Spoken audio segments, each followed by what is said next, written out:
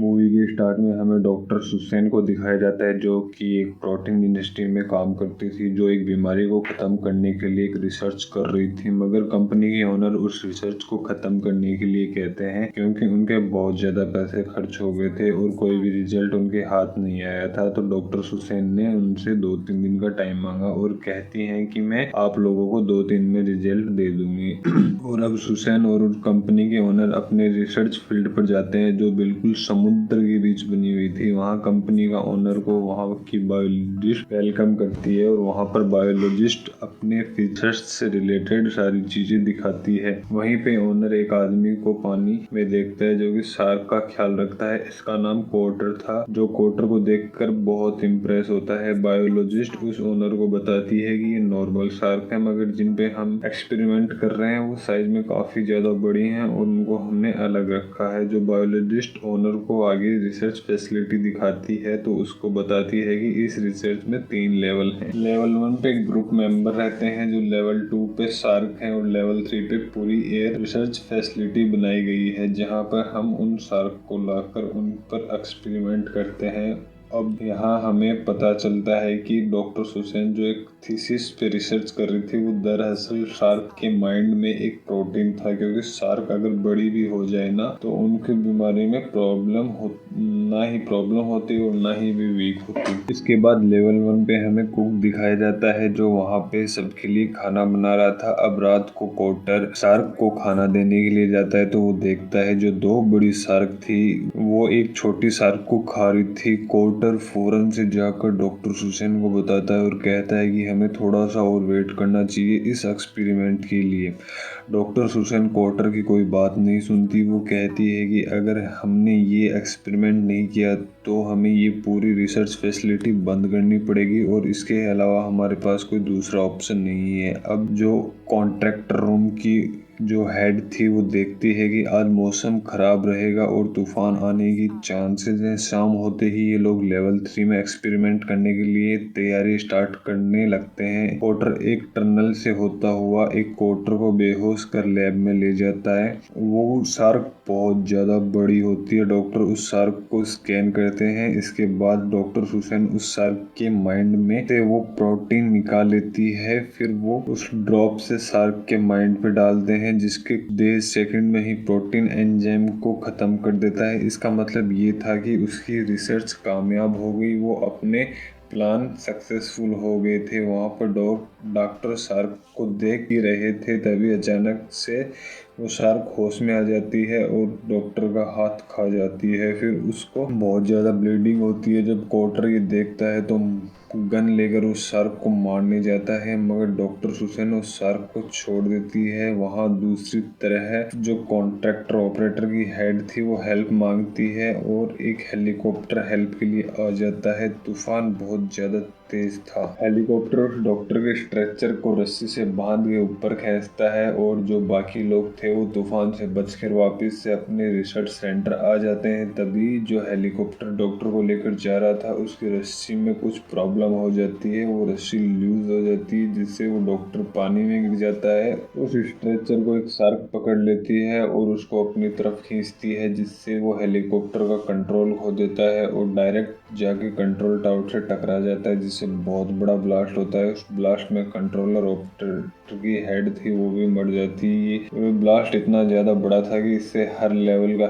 हिस्सा हिल जाता है और उस पे रखे हुए प्लान और बोर्ड भी इसमें ब्लास्ट हो गए, तबाह हो गए थे। लैब में देखते हैं कि शार्क डॉक्टर के स्ट्रक्चर को एक मिरर पे मार देती है। वो शीशा टूट जाता है और शीशे की टूटते ही इससे लैब में पानी आने लगता है, मगर तभी ये लोग किसी न किसी तरह वहां से बचकर निकल जाते हैं। मगर इनका लैब पूरा का पूरा पानी में डूब जाता है। अभी लोग लेवल 2 पे जाने की तैयारी करते हैं, तभी देखते हैं कि स्ट्रेचर में भी पानी आ चुका था और एलिवेटर भी काम नहीं कर रहा था और इसके पास ऊपर जाने का कोई दूसरा रास्ता नहीं है। दूसरी तरफ उस कुक को देखते हैं, ये लेवल 1 पे था और चेक करने के लिए जा रहा था कि आखिरकार ये सब क्या हो रहा है, और तभी अचानक से वहां पे भी पानी आ जाता है। लेवल 1 सारा का सारा डूब गया और लेवल 1 में एक शार्क भी आ गई थी। दूसरी तरफ डॉक्टर सुसैन और उसका साथी जो थे उसके साथ। वो नीचे रास्ता ढूंढ रहे थे, तभी अचानक से उसका एक डोर पे पता चलता है कि शार्क डोर को तोड़ना चाहती है। कुछ ही देर में शार्क उस डोर को तोड़ देती है और वहाँ पे भी पानी बढ़ने लगता है, मगर ये लोग एक सेफ जगह पे पहुँच जाते हैं। अब ओनर को कुछ समझ नहीं आ रहा था कि शार्क ऐसा कैसे कर सकती हैं, और ना ही कोटर इन सब के बारे में जानता था जो शार्क का ख्याल रखा करता था। तभी वो ओनर सुसैन से कहता है कि मुझे सच सच बताओ, आखिर शार्क ऐसा क्यों कर रही है? तुमने अपने एक्सपेरिमेंट में ऐसा कुछ किया है जो यहाँ? सुसैन ने कहा कि शार्क का माइंड इतना बड़ा नहीं होता और उसमें से ज़्यादा इतना प्रोटीन निकालना इतना आसान नहीं होता। तो इस पर जैसे ही डॉक्टर सुसैन ने और उस दूसरे डॉक्टर मिलकर इनलीगल तौर पे उसके माइंड को जेनेटिक इंजीनियरिंग से बड़ा किया ताकि ये हमें ज़्यादा प्रोटीन प्रोवाइड कर सके, और यही वजह है कि ये शार्क ज़्यादा स्मार्ट होगी। तभी दूसरी तरह लेवल 1 पे उसी कुक को देखते हैं जिनको अचानक से शार्क नजर आती है। शार्क उसके पीछे आ रही थी। ये किचन में जाकर छुप जाता है और ये एक सेल पे चढ़ जाता है। शार्क भी किचन में एंटर हो जाती है। तभी उस कुक को अपना पैरट नजर आता है। वो पैरट बचाना चाहता है, मगर अचानक से शार्क उसको आकर पैरट को खा जाती है। ये देख के कुक बहुत ज्यादा डर गया था और नीचे गिर जाता है। शार्क दोबारा उस कुक के पीछे आ जाती है और कुक इस बार ओवन में छुप जाता है। शार्क उसको खाने वाली थी, तभी वहां से ओवन की गैस ऑन हो जाती है। वो कुक अपने आपको बचाने के लिए ऊपर का दरवाजा तोड़ता है और बाहर आ जाता है और वहां से दूर चला जाता है। वो अपने पास लगे हुए लाइटर को उस ओवन की तरफ फेंक देता है, जिससे वहां पे एक ब्लास्ट होता है और वो शार्क के टुकड़े टुकड़े हो जाते हैं। वहीं दूसरी तरफ कोटर और बाकी सब लोग सबमरीन रूम की तरफ आते हैं, मगर तभी वो आकर देखते हैं कि सबमरीन टूट चुकी थी ब्लास्ट होने की वजह से। यहाँ पे ये सभी लोग बहुत ज़्यादा डर गए थे। तभी वहाँ पर जो इंजीनियर था वो डॉक्टर सुसैन से लड़ने लगता है, क्योंकि वो बहुत ज़्यादा डरा हुआ था। तो ओनर कहता है कि तुम्हें लड़ना नहीं चाहिए, बल्कि तुम्हें टीम की तरह वर्क करना होगा, क्योंकि यही रास्ता है, हम सब यहाँ से बच कर जा सकते हैं। इससे पहले ओनर अपनी बात खत्म करता तभी पीछे से पुल में से शार्क निकल कर आती है और दोनों शार्क मिलकर उस ओनर को खा जाती हैं। ये सब लोग बहुत डर गए थे। तभी ये ब्लेडर से बाहर निकलने लगते हैं। उस हवा का प्रेशर इतना ज़्यादा तेज था, पुल का पानी उस रूम में भरने लगा था। कोटर व दोनों इंजीनियर दोनों मिलकर उस रूम को अब बंद कर देते हैं और फिर ये आगे लेवल 1 की तरफ जाने लगते हैं। पर वहाँ पर भी शार्क आ जाती है। वो डोर को तोड़ देती है और उनका पीछा करती है। कोटर को एक आइडिया आता है। वो लेवल 2 का दरवाजा खोलने जाता है ताकि सारा पानी लेवल 2 के अंदर चला जाए और उन लोगों को ऊपर जाने का रास्ता मिल जाए। और ये लोग सीधी सीढ़ी के जरिए ऊपर चढ़ रहे होते हैं, तभी सीढ़ी टूट जाती है और जो बायोलॉजिस्ट थे वो पानी में गिर जाती थी। और उस समय बायोलॉजिस्ट की हेल्प करने की कोशिश करता है, मगर तब तक शार्क ने उसको पकड़ लिया था और खा गई थी। वो सब ये देख के बहुत ज्यादा दुखी हो गए थे। ये तीनों अब बीच में ही फंस गए थे, क्योंकि लेवल 1 का डोर बहुत ज्यादा ऊंचा था और इनकी सीढ़ी भी टूट चुकी थी। तभी वहां से वो कुक आ जाता है। वो इन तीनों को वहां से निकाल लेता है। इसके बाद यहाँ पे कोटर सबको बताता है कि हम 50-60 फीट नीचे हैं।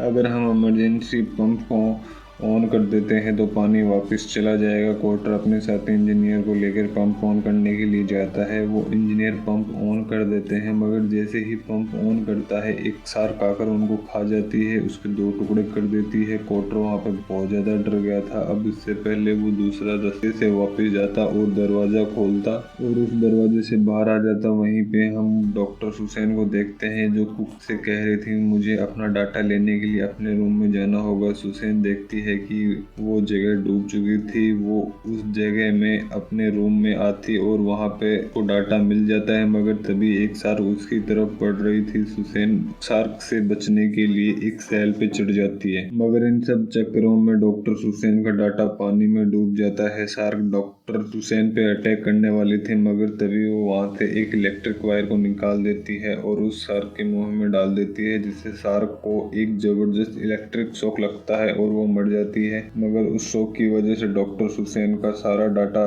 जल जाता है। इसके बाद हम कोटर को देखते हैं जो दूसरे रास्ते से लेवल 1 तक पहुंच गया था और वो कुक उसको अकेला देख के ये समझ गया था कि बेचारा इंजीनियर भी मारा गया था। इसके बाद ये एक चैम्बर में जाते हैं और वहाँ पे एक सरफेस ऑन कर देते हैं जिससे उसका प्रेशर ऊपर की तरफ आ जाता है और शार्क को डिस्ट्रैक्ट हो जाती हैं। ये लोग भी ऊपर की तरफ आ गए थे, मगर जैसे ही ये लोग ऊपर की तरफ आते हैं तो शार्क उसको का पाँव पकड़ लेती है, मगर वो कुक हार नहीं मानता। वो शार्क की आंखों में अपने लोकेट से अटैक करता है और शार्क उसको छोड़ देती है। कोटर जैसे ही उसको को पानी के ऊपर देखता है तो जल्दी से वो बचाकर वापस ले आता है। सुसैन उसको फौरन से फर्स्ट स्टेज देती है। पूरी की पूरी फैसिलिटी पानी में डूब जाती है। कोटर कह रहा था कि मैं समझ चुका हूँ ऐसा क्यों कर रही है। शार्क फेंसिंग एरिया से बाहर जाना चाहती है। यहाँ पे सुसैन को अपनी गलती का अंदाजा हो गया था और वो अब कोटर को कहती है कि शार्क को मार दो।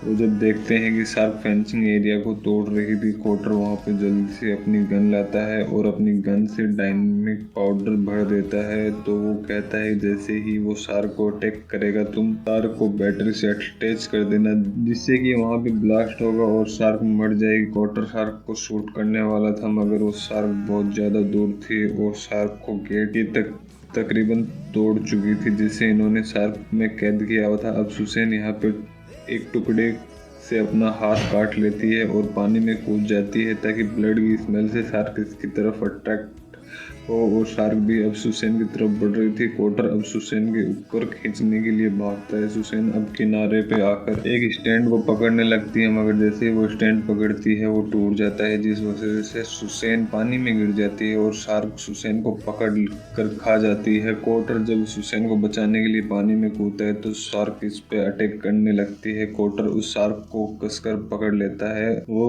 शार्क अपने आप को छुड़ाने के लिए बहुत तेजी से पानी में स्विम करती है। दूसरी तरफ वो कुक उस गन तक पहुंच गया था। वो उस शार्क पे निशाना लगाता है। जैसे ही उस शार्क पे निशाना लगाता है तो कोटर कहता है कि इसकी वायर को बैटरी के साथ जोड़ दो। कोटर खुद वो उसी शार्क से छुड़वा लेता है। कुक को वहां पे पकड़ लेता है। कुक जैसे ही उस वायर को बैटरी के साथ अटैच करता है तो एक जोरदार ब्लास्ट होता है, जिससे कि उस शार्क के टुकड़े टुकड़े हो जाते हैं और कुक ये देखकर बहुत खुश होता है। कोटर जिंदा है। कोटर उस कुक के पास पहुंच जाता है और दोनों रेस्ट करने लगते हैं। मूवी का एंड यहीं पे हो जाता है।